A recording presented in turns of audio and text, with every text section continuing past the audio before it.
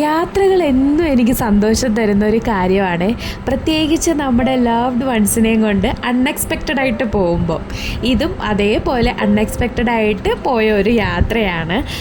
അതുപോലെ തന്നെ നമ്മൾ പോകുന്ന ഡെസ്റ്റിനേഷൻ അതിപ്പോൾ എവിടെ തന്നെ ആയാലും നമ്മുടെ കൂടെ ഉള്ളവരുടെ എക്സൈറ്റ്മെൻറ്റും സന്തോഷവും ഒക്കെ കാണുമ്പോൾ നമുക്ക് കിട്ടുന്ന ഒരു ഫീലുണ്ടല്ലോ, അത് പിന്നെ പറഞ്ഞറിയിക്കാൻ പറ്റത്തില്ല. അതുപോലെ തന്നെ നമ്മൾ എക്സ്പെക്റ്റ് ചെയ്യുന്നതിൽ കാട്ടിലും കൂടുതൽ നേച്ചറും കൂടി നമുക്ക് തരുമ്പോൾ പിന്നെ പറയുകയും വേണ്ട.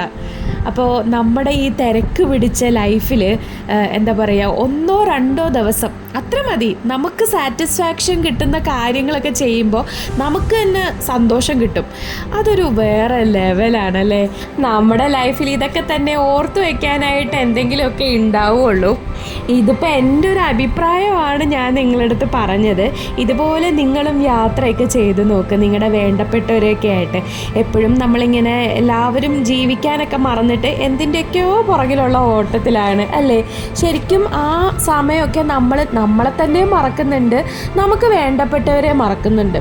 ഒരുപാടൊന്നും അവർക്ക് വേണ്ടി ചെയ്തു കൊടുത്തിട്ടില്ലെങ്കിലും ഇതുപോലുള്ള കുട്ടി കുട്ടി യാത്രകൾ ഒന്നിച്ച് പോവുകയോ ഒരു വൈകുന്നേരം ഒരു ചായ കുടിക്കാനോ എല്ലാവരും കൂടി ഒരുമിച്ചൊക്കെ പോകുമ്പോഴൊക്കെ ഒരു സന്തോഷം കിട്ടുമല്ലോ.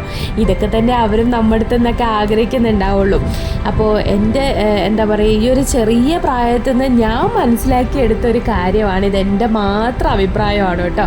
അതുപോലെ നിങ്ങളും ഈ ഒരു കാര്യത്തിനോട് യോജിക്കുന്നുണ്ടോ ഇല്ലയോ എന്നൊക്കെ ഉള്ളത് എൻ്റെ അടുത്ത് പറയണം കേട്ടോ. അപ്പോൾ നമ്മളെ വീഡിയോ ഇവിടെ കഴിയാനായി. അപ്പോൾ ഇതേപോലുള്ള കുട്ടി കുട്ടി യാത്രകൾ ചെയ്യുന്ന വീഡിയോസൊക്കെ ആയിട്ട് ഞാൻ വീണ്ടും വരുന്നതായിരിക്കും. Stay tune for our next video. By.